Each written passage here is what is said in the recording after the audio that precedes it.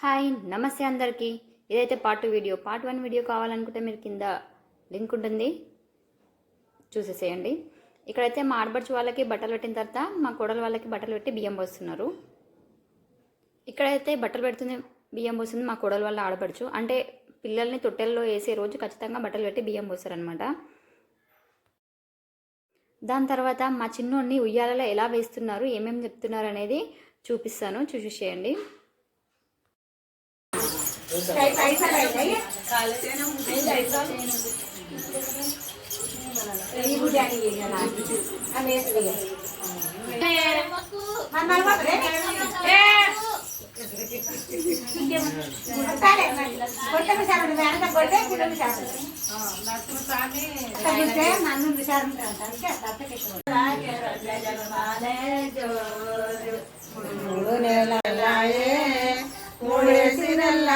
ముదేరు పాడే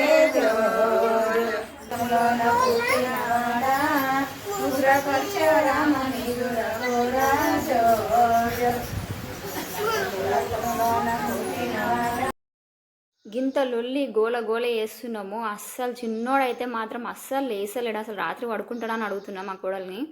ఎందుకంటే పొద్దంతా నిద్రపోయిన అనుకో, రాత్రి మమ్మీలను కూర్చోబెడతారు. ఇంకా దాని తర్వాత పైనకి వచ్చి లంచ్ చేస్తున్నాము.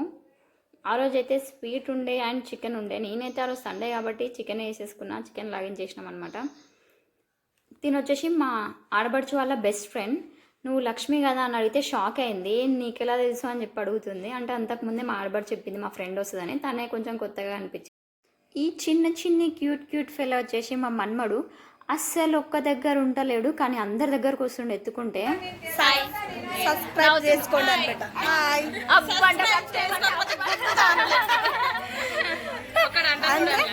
మా నాయనమ్మకు సబ్స్క్రైబ్ చేసుకోండి అని చెప్పి చేసుకోకపోతే గుద్దుతా